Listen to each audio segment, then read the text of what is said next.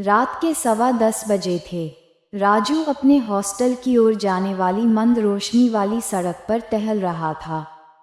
Street light की हल्की सी गुनगुनाहट ऊपर से गुजर रही थी, जो फटी हुई डामर पर लंबी टिमटिमाती हुई परछाइयां बना रही थी। हवा शांत थी, आने वाले तूफान के भार से भारी थी, और कभी कभी सूखे पत्तों की सरसराहट से उसकी रीढ़ में ठंडक पहुंच जाती थी। कला में स्नातकोत्तर छात्र राजू व्याख्यानों और असाइनमेंट के एक थकाऊ दिन के बाद थक गया था। समय सीमा और परीक्षाओं के बोझ ने उसे विश्वविद्यालय के पुस्तकालय में देर तक रुकने के लिए मजबूर कर दिया था, जिससे उसके पास एमजी स्ट्रीट के माध्यम से सुनसान शॉर्टकट लेने के अलावा कोई विकल्प नहीं बचा था, जो अपने भयानक सन्नाटे के लिए कुख्यात रास्ता था। यह एक ऐसा रास्ता था जिसे सबसे बहादुर स्थानीय लोग भी अंधेरे के बाद जाने से बचते थे, जो डकैतियों की कहानियों और कभी कभी किसी अलौकिक चीज की फुसफुसाहट से भरा हुआ था। एमजी स्ट्रीट के किनारे की इमारतें पुरानी, खस्ताहाल दुकानों का एक अजीबोगरीब संग्रह थीं। अधिकांश परित्यक्त थीं। उनकी खिड़कियों पर बोर्ड लगे हुए थे और साइनबोर्ड जंग खाए हुए थे। दिन में कुछ दुकानें अभी भी खुली हुई थीं, लेकिन रात होते होते ये सड़क एक भूतहा शहर में तब्दील हो गई। राजू के चलने पर उसके कदमों की आवाज़ जितनी होनी चाहिए थी, उससे ज्यादा तेज थी। आवाज़ खाली इमारतों से टकरा रही थी।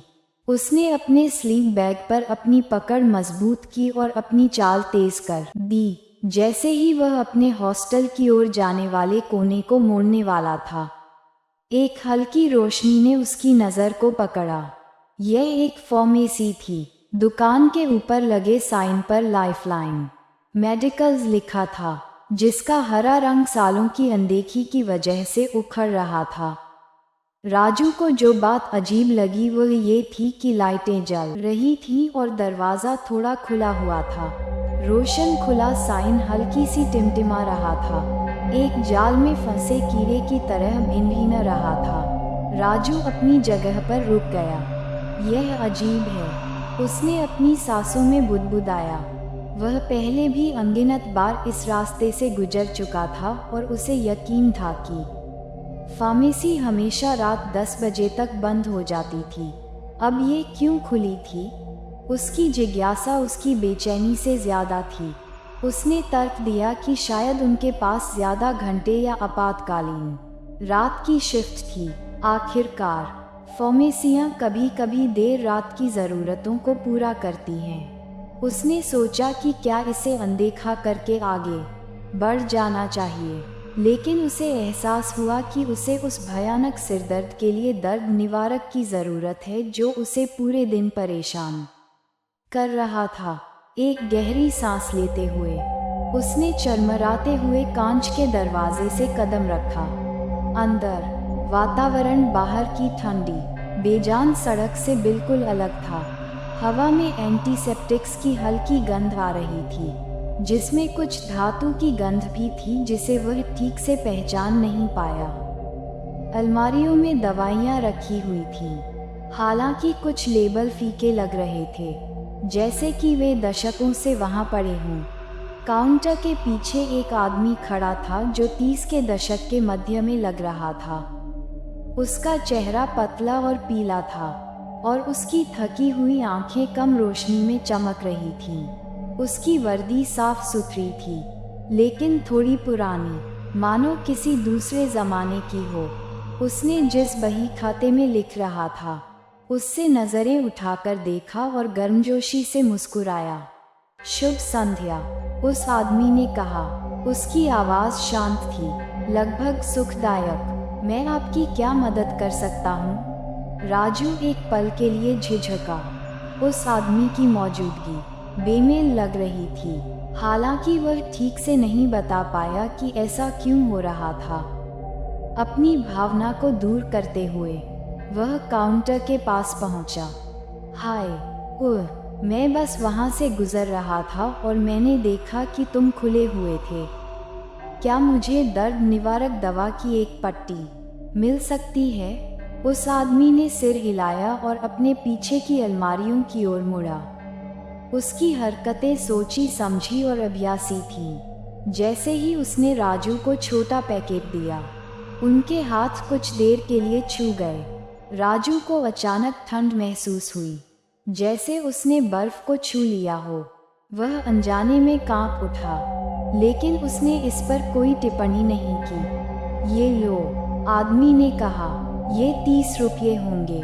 राजू ने अपना बटुआ टटोला, पैसे चुकाए और दवा जेब में रख ली। जैसे ही वह जाने के लिए मुड़ा, उस आदमी की आवाज़ ने उसे रोक दिया। हम हमेशा उन लोगों के लिए यहाँ हैं जिन्हें हमारी ज़रूरत है, उसने कहा। उसका लहजा दोस्ताना था, लेकिन उसमें एक अजीब गंभीरता थी। राजू रुक गया, शब्दों का वज़न महसूस करते हुए। वह उस आदमी को धन्यवाद देने के लिए वापस मुड़ा, लेकिन जिस तरह से वह खड़ा था, गतिहीन, लगभग अलौकिक शांति के साथ, उसने उसे बेचैन कर दिया। ओह, धन्यवाद, राजू ने बड़बड़ाते हुए कहा और दुकान से बाहर निकल गया।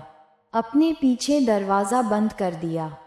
सड़क पर वापस आकर, रात ज़्यादा ठंडी लग रही थी, हवा भारी लग रही थी, एक अदृश्य शक्ति की तरह उसकी त्वचा पर दबाव डाल रही थी। उसने फार्मेसी की तरफ देखा। उसकी हल्की चमक दूसरी बंद दुकानों के अंधेरे के बीच अलग दिख रही थी। एक पल के लिए उसे लगा कि उसने खिड़की से उस आदमी को देखा है, लेकिन जब उसने पलक झपकाई तो वह आकृति गायब हो गई थी। असहजता को दूर करते हुए राजू ने अपनी गति तेज कर दी, अपने हॉस्टल वापस जाने के लिए उत्सुक। उसने इस अजीब अनुभव को अपनी थकावट के कारण माना, इस बात से अनजान कि उसकी ज़िंदगी में एक रहस्य आ गया है जो उसे आने वाले हफ्तों तक परेशान करेगा। उस रात जब राजू बिस्तर पर लेटा था, उसने खुद को फार्मेसी वाले आदमी के बारे में सोचते हुए पाया। उसके बारे में कुछ अजीब था, कुछ ऐसा जो वह ठीक से समझ नहीं पाया। उसने विचारों को एक तरफ कर दिया और सो गया, इस बात से पूरी तरह अनजान कि यह सिर्फ एक खौफनाक कहानी की शुरुआत थी जो जीवित और मृत के बीच की रेखा को धुंधला कर देगी। अगले कुछ दिन बिना किसी घटना के गुजर गए, लेकिन राजू देर रात फार्मेसी में हुई मुठभेड़ के बारे में सोचना बंद नहीं कर सका। इसके बारे में कुछ उसके दिमाग के किनारों को खींच रहा था, एक अजीब खिंचाव जिसे वह हिला नहीं पा रहा था। अपने बेहतर निर्णय के बावजूद उसने खुद को देर रात एमजी स्ट्रीट की ओर बढ़ते हुए पाया, जिज्ञासा और बेचैनी के मिश्रण से प्रेरित। जब वह फिर से लाइफलाइन मेडिकल्स पहुंचा तो रात के 10:30 बज रहे थे। पहले की तरह खुला साइन कमज़ोर ढंग से टिमटिमा रहा था, जो बाहर की टूटी हुई फुटपाथ पर छाया डाल रहा था। राजू हिचकिचाया, उसे अपनी पिछली यात्रा की तरह ही बर्फीली ठंड महसूस हुई। फिर भी उसने अंदर कदम रखा। दरवाज़ा उसके पीछे बंद होते ही भयावह रूप से चरमरा रहा था। तुम वापस आ गए। काउंटर के पीछे से एक जानी पहचानी शांत आवाज़ आई। राजू ने राजेश को देखने के लिए ऊपर देखा, वही आदमी जिससे वह कुछ रात पहले मिला था। राजेश की मुस्कुराहट में एक गर्मजोशी थी जिसने राजू की घबराहट को कम कर दिया। भले ही दुकान का ठंडा अस्थिर वातावरण बना रहा। हाँ, राजू ने अजीब तरह से जवाब दिया, अपने सिर के पीछे खुजलाते हुए। मुझे बस कुछ ताज़ी हवा की ज़रूरत थी और मुझे ये जगह याद आ गई। राजेश ने जानबूझकर सिर हिलाया। रात में यहाँ से बहुत से लोग नहीं गुजरते। एक जाना पहचाना चेहरा देखकर अच्छा लगा। राजेश के व्यवहार में कुछ सुकून देने वाला था। भयानक सेटिंग के बावजूद वह मिलनसार, यहाँ तक कि दयालु भी लग रहा था। अगली कुछ रातों में राजू नियमित रूप से फार्मेसी में आने लगा। पहले तो ये छोटी मोटी चीज़ें खरीदने के बहाने होता था, जैसे पट्टियाँ, विटामिन या दर्द निवारक दवाएं, लेकिन जल्द ही यह मुलाकातें कामकाज से कम और बातचीत तक सीमित हो गईं। राजेश एक बेहतरीन श्रोता निकला। राजू के सहपाठियों या प्रोफेसरों के विपरीत, जो बहुत व्यस्त या आत्मा अवशोषित लगते थे, राजेश हमेशा उसे अपना पूरा ध्यान देता था। राजू को जो सुनने की ज़रूरत थी, उसे ठीक ठीक कहने की उसकी एक अनोखी क्षमता थी, जो व्यवहारिक और अजीब तरह से बुद्धिमानी भरी सलाह दोनों थी। एक शाम जब दोनों बात कर रहे थे, राजू ने अपनी पढ़ाई के साथ अपने संघर्षों के बारे में बताया। कभी कभी मुझे लगता है कि मैं पर्याप्त अच्छा नहीं हूँ, उसने फर्श पर घूरते हुए स्वीकार किया। बाकी सभी इतने आत्मविश्वासी लगते हैं और मैं यहाँ हूँ, मुश्किल से पास हो रहा हूँ। राजेश काउंटर पर झुक गया। उसकी अभिव्यक्ति विचारपूर्ण थी। आत्मविश्वास का मतलब डर की अनुपस्थिति नहीं है, राजू, उसने धीरे से कहा। इसका मतलब है इसके बावजूद जारी रखना। आप जितना सोचते हैं उससे कहीं ज़्यादा मजबूत हैं। राजू ने कृतज्ञता की लहर महसूस की। प्रोत्साहन के ऐसे शब्द सुनना दुर्लभ था, खासकर किसी ऐसे व्यक्ति से जिसे वह मुश्किल से जानता था। वह राजेश को एक तरह के गुरु के रूप में देखने लगा, अपने अन्यथा अस्त व्यस्त जीवन में एक शांत मार्गदर्शक उपस्थिति। बढ़ते रिश्ते के बावजूद फार्मेसी के बारे में कुछ ऐसी खासियतें थीं जिन्हें राजू नज़रअंदाज नहीं कर सकता था। एक तो वह हमेशा खाली रहती थी, चाहे वह कितनी भी देर से क्यों न आए। उसने कभी कोई दूसरा ग्राहक या डिलीवरी ट्रक भी नहीं देखा। अलमारियों में हालांकि स्टॉक भरा हुआ था, लेकिन ऐसा लग रहा था कि ऐसी दवाइयाँ रखी हुई थीं जिनके लेबल थोड़े पीले पड़ गए थे, जैसे कि वे सालों से वहाँ पड़ी हों। अंदर का तापमान भी अजीब था। बाहर का मौसम चाहे जो भी हो, फार्मेसी हमेशा अस्वाभाविक रूप से ठंडी लगती थी। एक बार राजू ने मजाक में इसका जिक्र किया। क्या आपका एस बड़ी E24/7 चलता है? उसने पूछा। राजेश ने हल्के से मुस्कुराया। आप ऐसा कह सकते हैं। इस जगह की अपनी विचित्रताएं हैं। टिप्पणी अस्पष्ट थी, लेकिन राजू ने आगे नहीं पूछा।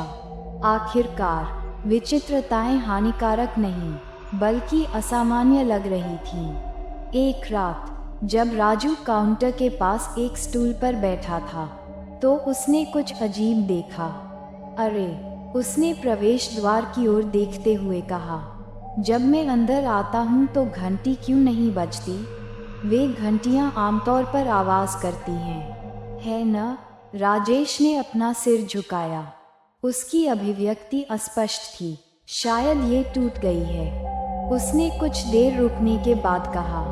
राजू को ये स्पष्टीकरण अच्छा नहीं लगा। उसे स्पष्ट रूप से याद था कि दरवाजे के ऊपर घंटी बिल्कुल सही सलामत थी, लेकिन एक बार फिर उसने इसे अनदेखा करना चुना। जैसे जैसे उनकी बातचीत गहरी होती गई, राजू ने अपने जीवन के बारे में और अधिक व्यक्तिगत विवरण साझा करना शुरू कर दिया। उसने अपने परिवार, अपने सपनों और यहाँ तक कि अपने डर के बारे में भी बात की। राजेश बिना किसी निर्णय के सुनता रहा। कभी कभी कुछ सलाह देता था जो गहरे स्तर पर गूंजती हुई लगती थी, लेकिन राजेश शायद ही कभी अपने बारे में बात करता था। जब राजू उसके जीवन के बारे में पूछता, तो राजेश अस्पष्ट उत्तरों से टाल देता। क्या आपने हमेशा यहाँ काम किया है? राजू ने एक शाम पूछा। एक तरह से, राजेश ने उत्तर दिया। उसकी आंखें दूर थीं। आपके परिवार के बारे में क्या?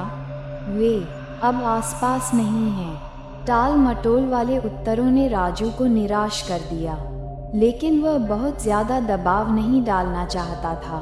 आखिरकार राजेश उसकी दिनचर्या का एक महत्वपूर्ण हिस्सा बन गया था।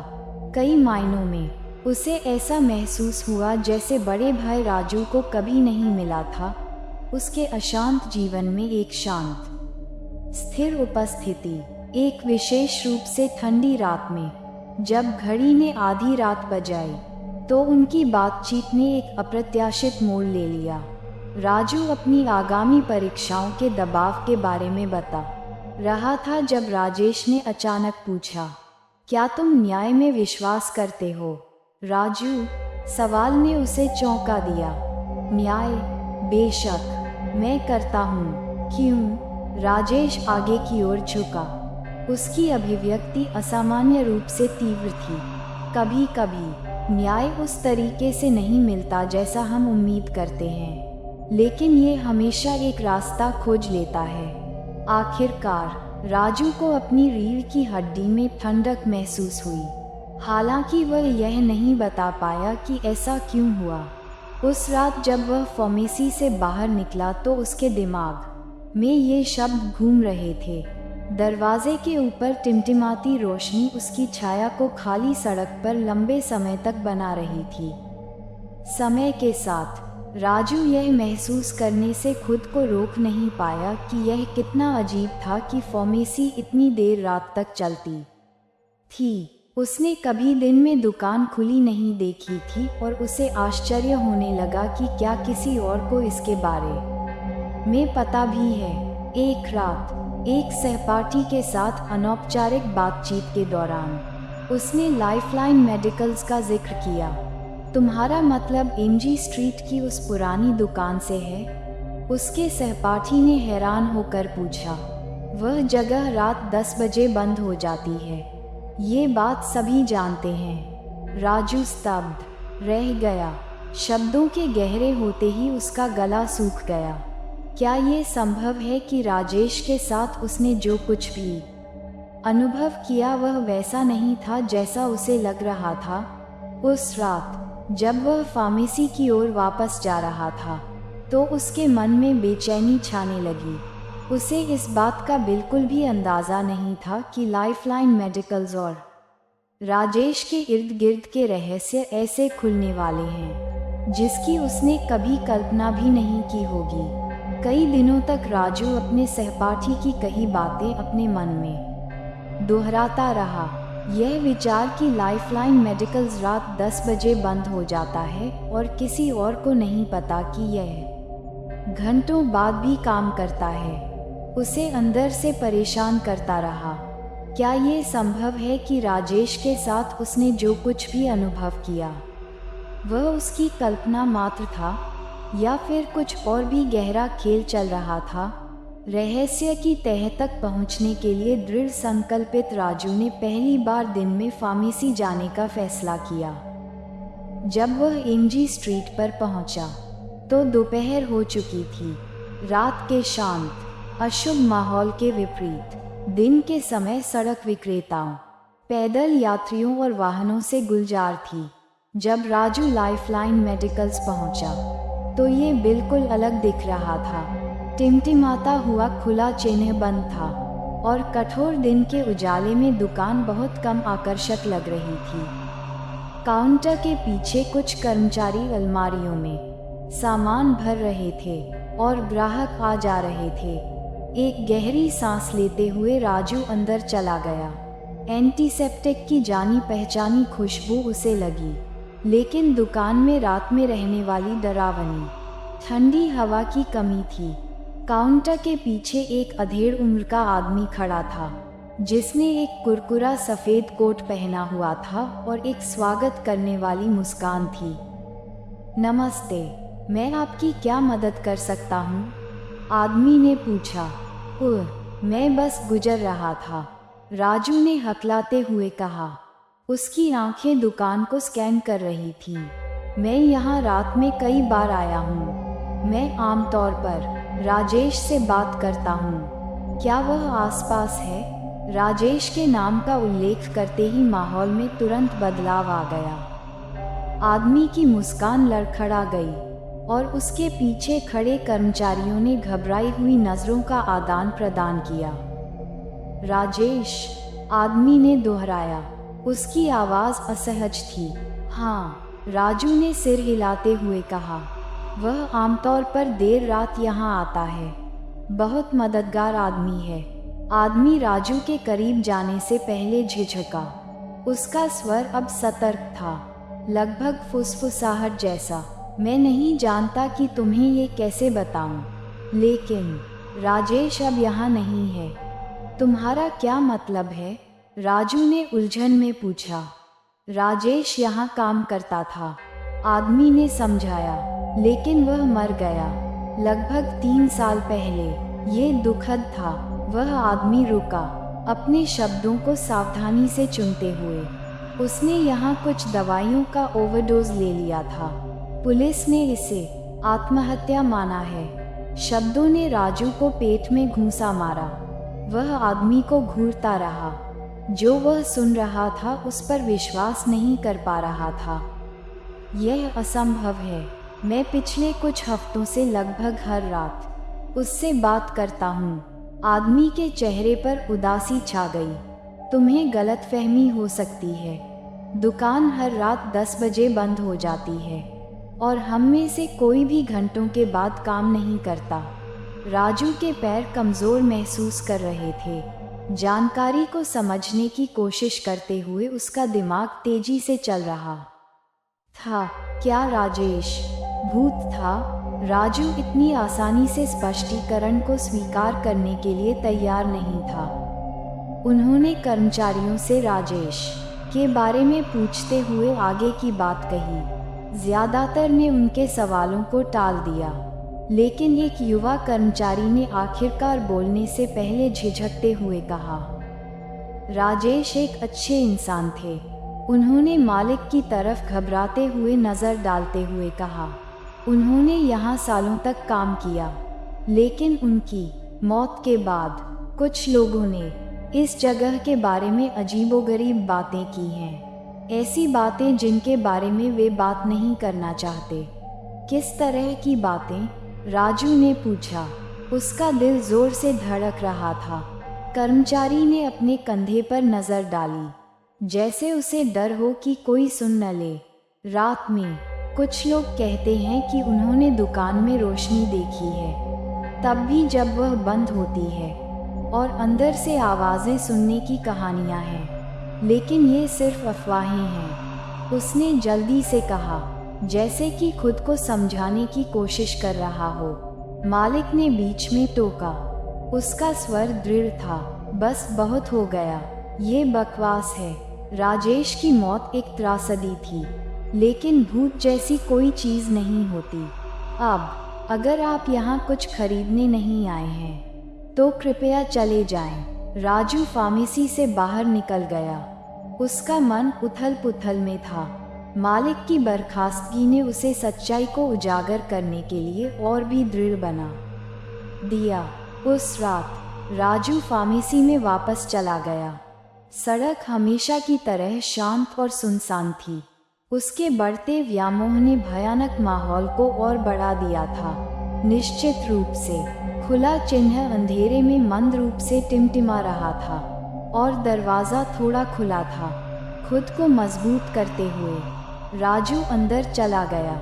राजेश वहाँ था, काउंटर के पीछे खड़ा था। उसकी जानी पहचानी गर्मजोशी भरी मुस्कान उसका स्वागत कर रही थी। तुम परेशान लग रहे हो, राजेश ने कहा।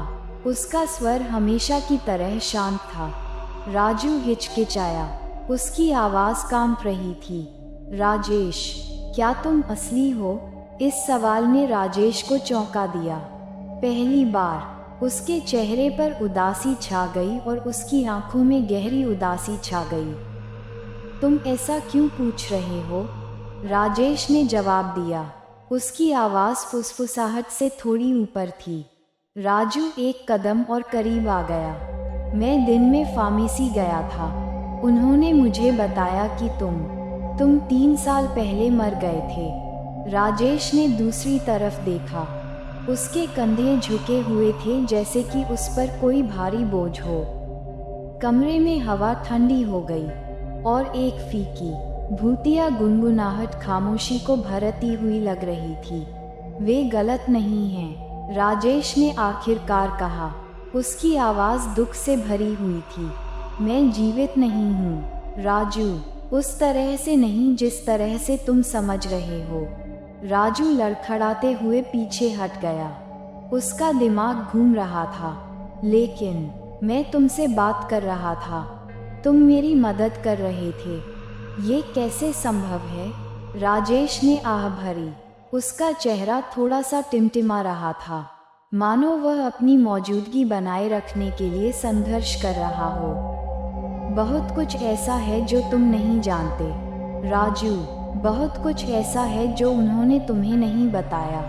मैंने अपनी जान नहीं ली, मेरी हत्या की गई थी। राजेश की आवाज़ भारी होती गई क्योंकि उसने अपनी मौत की वजह बनने वाली घटनाओं को याद किया। उसने बताया कि कैसे फार्मेसी के मालिक श्री रमेश और 2 अन्य कर्मचारी एक बड़े पैमाने पर दवा घोटाला कर रहे थे। उन्होंने बिलों में हेराफेरी की, एक्सपायर हो चुकी दवाइयां बेचीं और लाखों का अवैध मुनाफा कमाया। राजेश ने गुस्से से कांपते हुए कहा, मुझे पता चल गया कि वे क्या कर रहे थे। जब मैंने अधिकारियों को रिपोर्ट करने की धमकी दी तो वे मेरे खिलाफ हो गए।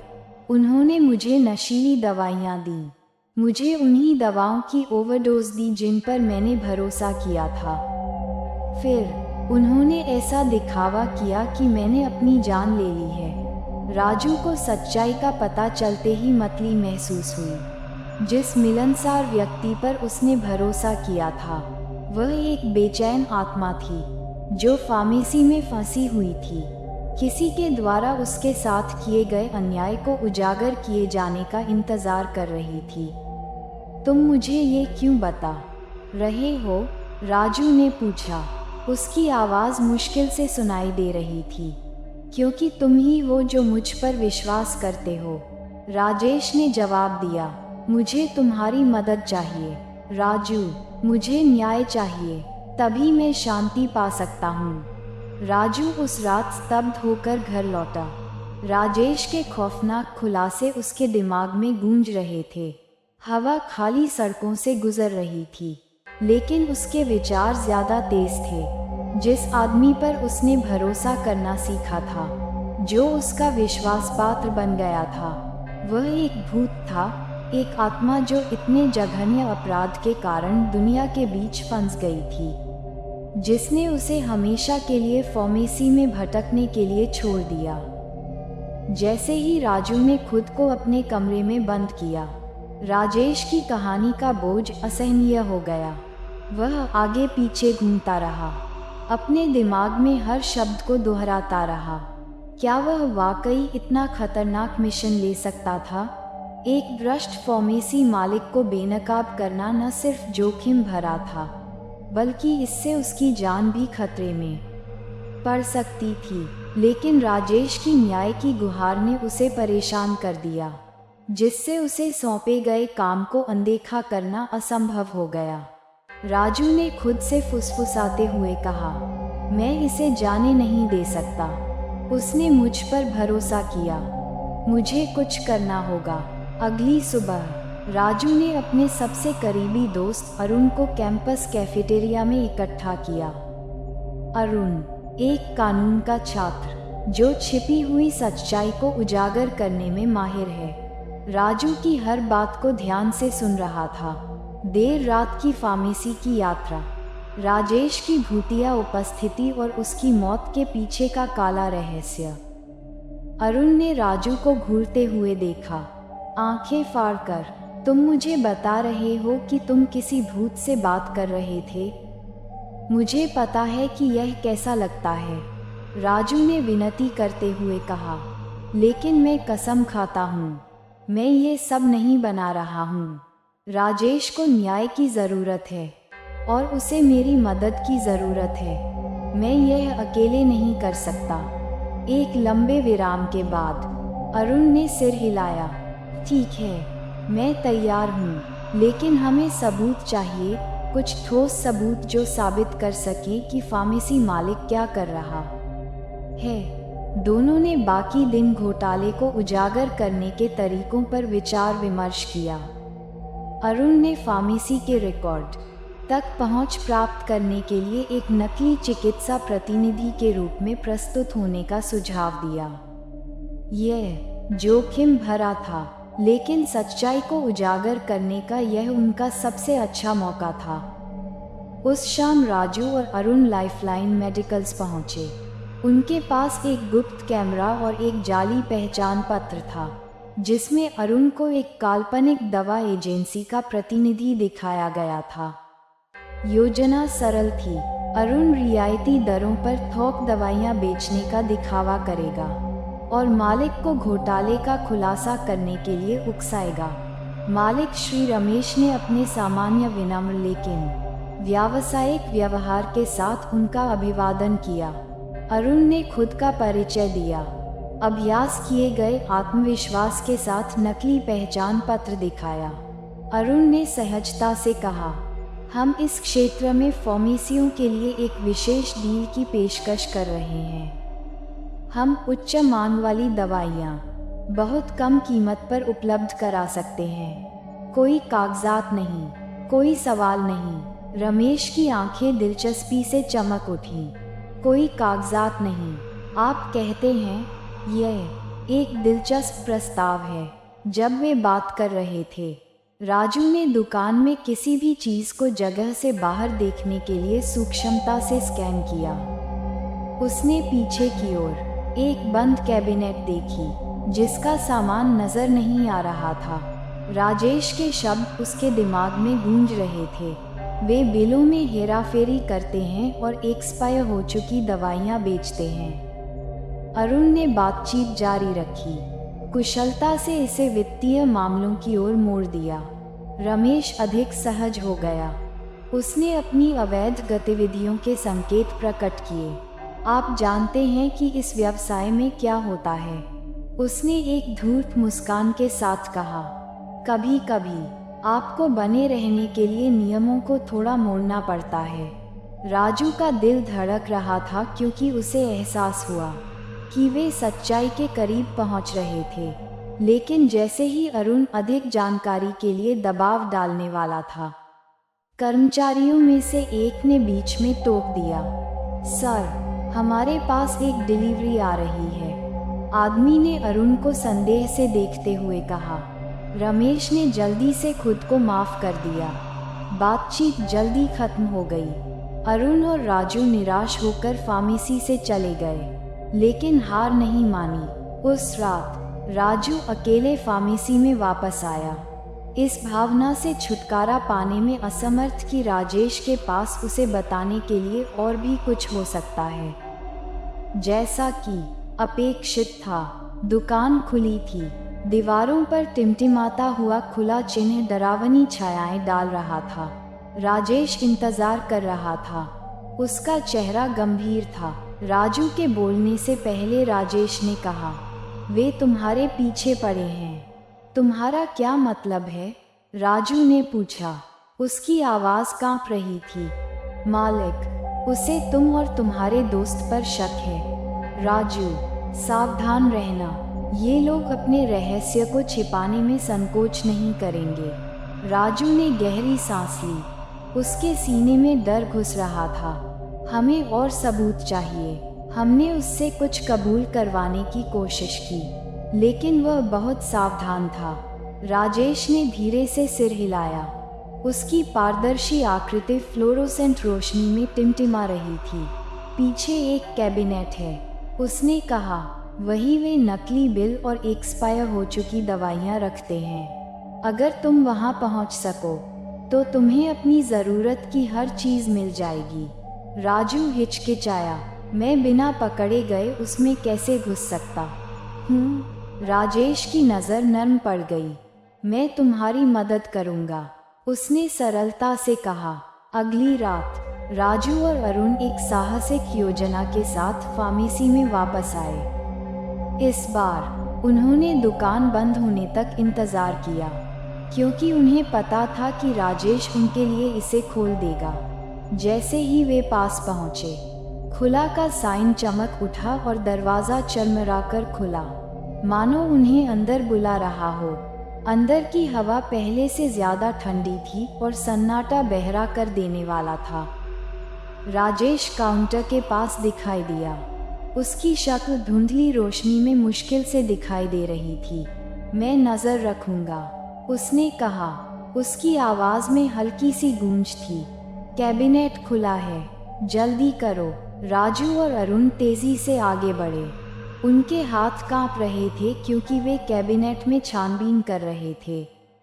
अंदर उन्हें जाली रसीदों, एक्सपायर हो चुकी दवाओं की बोतलों और यहाँ तक कि अवैध लेन देन का विवरण देने वाले दस्तावेजों के ढेर मिले।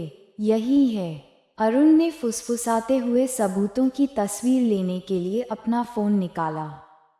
लेकिन इससे पहले कि वे अपनी बात पूरी कर पाते, प्रवेश द्वार से भारी कदमों की आवाज गूंज उठी। कौन है? एक आवाज ने पूछा। वह श्री रमेश थे, जिनके दोनों ओर 2 कर्मचारी थे। राजू और अरुण को कैबिनेट के पास देखकर उनका चेहरा गुस्से से लाल हो गया। तुम क्या कर रहे हो?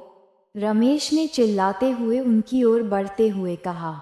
राजू का दिल तेजी से धड़क रहा था, लेकिन इससे पहले कि रमेश और करीब पहुंच पाता, अचानक हवा का झोंका दुकान में घुस आया और दरवाज़ा बंद हो गया। लाइटें तेजी से टिमटिमाने लगीं और राजेश की भूतिया आकृति उनके और मालिक के बीच प्रकट हुई।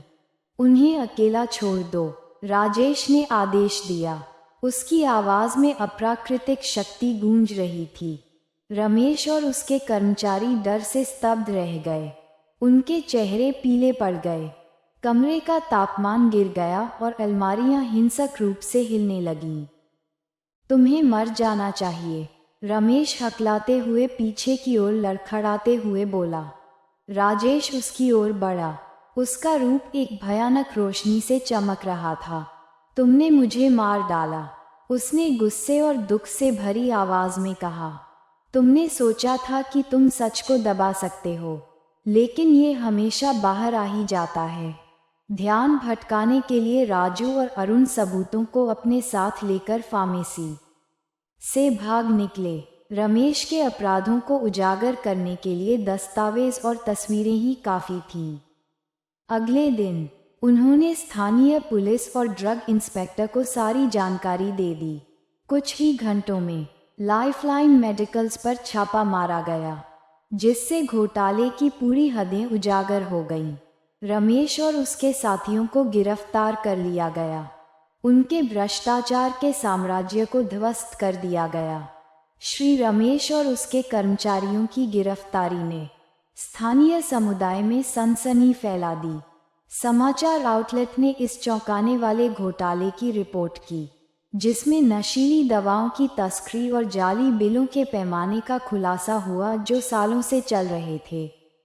लाइफलाइन मेडिकल्स, जो कभी एक भरोसेमंद फार्मेसी थी, अब अपने काले धंधे के लिए जानी जाती थी। अधिकारियों ने फार्मेसी की संपत्ति जब्त कर ली और जांच में कई धोखाधड़ी वाले लेन देन सामने आए, जिसके कारण रमेश और उसके साथियों को लंबी जेल की सजा हुई। लेकिन राजू के लिए जीत अधूरी लग रही थी। राजेश ने जो कुछ भी सहा था, विश्वासघात, पीड़ा, अन्यायपूर्ण मौत, उसका बोझ अभी भी उसके दिल में भारी था। राजेश की आत्मा को न्याय मिल गया था, लेकिन राजू इस भावना से बाहर नहीं निकल पाया कि कुछ कमी थी। राजेश को जिस शांतिपूर्ण समापन का हकदार माना जाता था, वह मायावी लग रहा था, जैसे कि एक दरवाज़ा जो थोड़ा खुला रह गया हो। दिन बीतते गए और राजू अपनी जिंदगी जीता रहा, लेकिन वह राजेश की आत्मा के बारे में सोचना बंद नहीं कर सका। रातें शांत लगती थीं, लेकिन उसे अभी भी राजेश की मौजूदगी की गूंज महसूस होती थी, खासकर जब वह लाइफलाइन मेडिकल्स के पास से गुजरता था। उसने छापे की रात से राजेश को नहीं देखा था, और हालांकि राजू जानता था कि आत्मा ने टेक ऑफ में महत्वपूर्ण भूमिका निभाई थी, लेकिन अंदर से कुछ उसे बता रहा था कि राजेश का काम खत्म नहीं हुआ है। एक शाम कक्षाओं में एक लंबे दिन के बाद राजू ने खुद को एमजी स्ट्रीट पर चलते हुए पाया।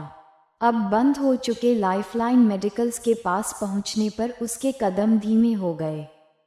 सड़क खाली थी, हवा असामान्य रूप से शांत थी। एक बार भयावह लगने वाली फार्मेसी अब अलग दिख रही थी। इसकी खिड़कियां बंद थीं और दरवाजे पर मरम्मत के लिए बंद का बोर्ड लटका हुआ था। अचानक सड़क पर ठंडी हवा बही और एक पल के लिए राजू को लगा कि उसने फार्मेसी के अंदर रोशनी की एक झिलमिलाहट देखी है। जैसे ही वह सहज रूप से दरवाजे के करीब गया, उसका दिल धड़कने लगा। उसके आसपास की हवा आवेशित महसूस हुई, जैसे कुछ होने वाला हो। राजेश, राजू ने खामोशी में फुसफुसाते हुए कहा। उसे यकीन नहीं था कि वह इस मुठभेड़ के लिए तैयार है या नहीं। उसे आश्चर्य हुआ। दरवाजे पर एक आकृति दिखाई दी, राजेश। लेकिन इस बार वह वही बेचैन आत्मा नहीं थी जिसने फार्मेसी को परेशान किया था। उसका रूप नर्म था। उसका रूप अब उतना टिमटिमाता और अलौकिक नहीं था। उसके बारे में एक शांति थी, एक हल्कापन जो पहले नहीं था। राजेश ने राजू को देखा। उसकी अभिव्यक्ति अब क्रोध या उदासी से भरी नहीं थी। इसके बजाय उसकी आंखों में एक शांत समझ थी। तुमने कर दिखाया राजू, तुमने सच्चाई को सामने ला दिया। उसकी आवाज़ शांत, लगभग शांत थी। राजू इतने दिनों से अपने मन में चल रहे सवाल को दबा नहीं सका। क्या सब खत्म हो गया? राजेश, क्या यही है तुम्हारी शांति? राजेश की मुस्कान फीकी लेकिन सच्ची थी। हाँ, तुमने जो सच उजागर किया, उसने मुझे मेरी पीड़ा से मुक्त कर दिया। मैंने इस पल का इतने लंबे समय से इंतजार किया है। अब मैं आराम कर सकता हूँ। राजू का दिल राहत से भर गया। लेकिन राजेश ने जो दर्द सहा, उसके लिए उसे गहरा दुख भी हुआ। लेकिन कैसे? तुम्हें कैसे पता चला कि तुम मेरे पास आए हो? मेरे पास क्यों? राजेश की नज़र नर्म पड़ गई। मैंने तुम में कुछ देखा राजू, एक ताकत जिसका तुम्हें एहसास भी नहीं था।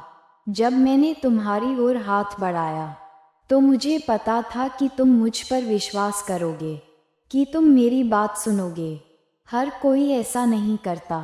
राजू ने धीरे से सिर हिलाया। उसकी आवाज़ बमुश्किल फुसफुसाहट जैसी थी। मैं तुम्हें हमेशा के लिए पीड़ित नहीं होने दे सकता था। मुझे तुम्हारी मदद करनी थी और तुमने किया।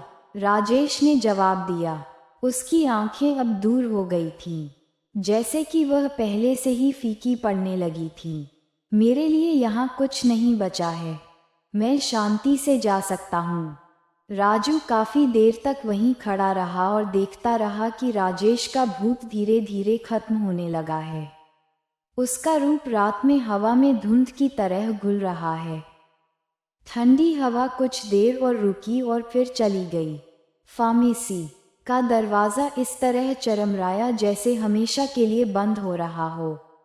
हवा में भरी हुई खौफनाक गुनगुनाहट की जगह खामोशी ने ले ली। राजू कई मिनट तक चुपचाप खड़ा रहा, ये समझने की कोशिश कर रहा था कि अभी क्या हुआ था। उसे राहत और दुख का मिश्रण महसूस हुआ। उसने राजेश को न्याय दिलाने में मदद की थी, लेकिन फिर भी उसे लगा कि यह काफ़ी नहीं है। उसने राजेश की आंखों में पीड़ा देखी थी और वह जानता था कि भले ही आत्मा का बदला ले लिया गया हो, लेकिन अतीत के निशान हमेशा बने रहेंगे। लेकिन अब शांति थी, कम से कम राजेश के लिए। अगले दिन रमेश की सजा की खबर सुर्खियों में आई। पुलिस ने उसे और उसके कर्मचारियों को गिरफ्तार कर लिया था और लाइफलाइन मेडिकल्स को हमेशा के लिए बंद कर दिया गया था। इमारत को आखिरकार कुछ और बना दिया गया, एक नया व्यवसाय, उस गली के लिए एक नई शुरुआत जो लंबे समय से अभिशप्त थी। फार्मेसी का काला अतीत अब दफन हो चुका था और इसकी दुष्ट आत्मा हमेशा के लिए चली गई थी। राजू ने उस रात के बाद राजेश को फिर कभी नहीं देखा, लेकिन वह आत्मा के अंतिम शब्दों को नहीं भूल पाया। बंद होने की भावना उसके दिल में बनी रही और वह अक्सर खुद को उस यात्रा पर चिंतन करते हुए पाता था जिसने उसे छात्र से जासूस, संदेहवादी से आस्तिक तक पहुंचाया था। सच्चाई सामने आ गई थी और राजेश को आखिरकार वह शांति मिल गई थी जिसका वह हकदार था।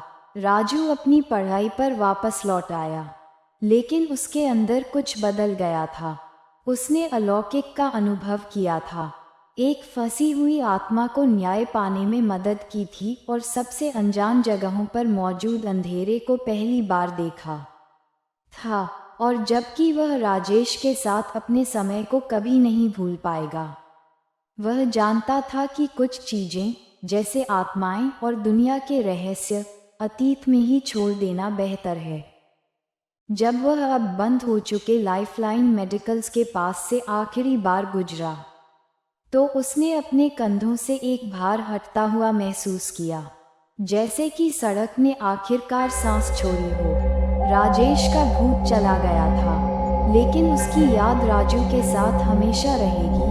ये याद दिलाती है कि कभी कभी सच्चाई ही मायने रखती है, भले ही वह सबसे अप्रत्याशित स्रोतों से आए हो।